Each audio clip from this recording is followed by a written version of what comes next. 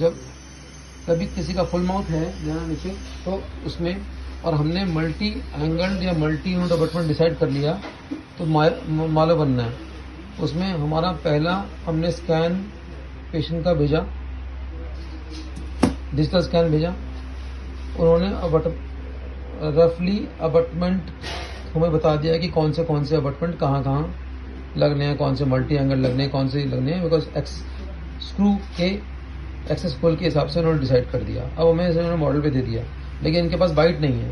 तो हमें क्या करना है कि हमने अब पेशेंट के माउथ में हमने अब एक टेम्परेरी बनाया हुआ है, जो कि नॉर्मल अबटमेंट पे PMMA क्राउन फिक्स किए हुए हैं। तो हमने इमीडिएट इम्प्लांट किए थे, और इम्प्लांट के बाद हमने उसमें टेम्परेरी कैप्स लगाए हुए हैं, ब्रिज लगाया हुआ है, पेशेंट यूज़ कर रहा है।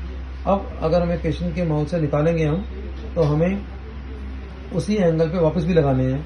तो हमें क्या करना होगा कि हमें इस मॉडल को खाली करना है सारा।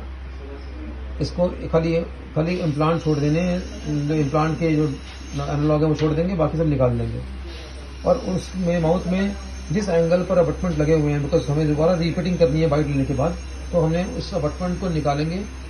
उन अबटमेंट को निकालने से पहले देख लेंगे कि उसका जो स्लॉट है, ये तो फ्लैट स्लॉट या उसका जो होल है वो किस डिग्री पे है, 9 o'clock, 11 o'clock, 12 o'clock, 1 o'clock, 3 o'clock, किस पोजीशन पर होल होता है वो मार्क करना है। बिकॉज उसी एंगल पर अबटमेंट वापस लगेगा, तभी हमारा ब्रिज फिक्स होगा।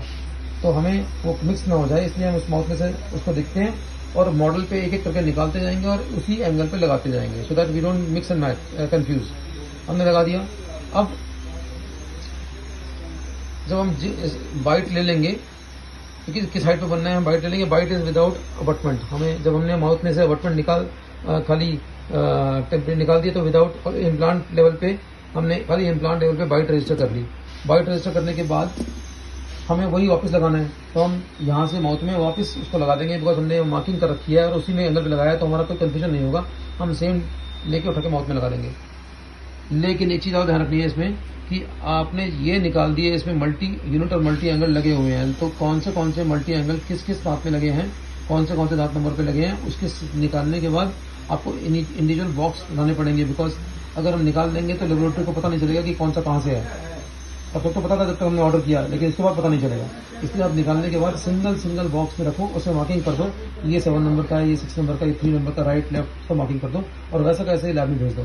सो laboratory will again refix them on this and on this multi angle लगा देगी, जिप को हटा देगी और एक नया बाइट उस मल्टी एंगल्ड पर दोबारा बनाएगी। अभी ये लगा के इसको आर्टिकुलेट करेगी, उसके बाद इसको लगा के आर्टिकुलेट करेगी विद इम्प्लांट लेवल। उसके बाद निकाल के फिर मल्टी एंगल लगाएगी, उसी एंगल पे उसी जहाँ पे जिसने उन्होंने डिसाइड किया उस पे वो हमारे पास एक और बाइट भेजेगी, जो कि इम्प्लांट लेवल नहीं अबटमेंट लेवल बाइट होगी। तो अबटमेंट लेवल बाइट पे हम दोबारा काउंटर चेक करेंगे कि बाइट ओके है कि नहीं, फिर हमारा एक्चुअल काम स्टार्ट होगा।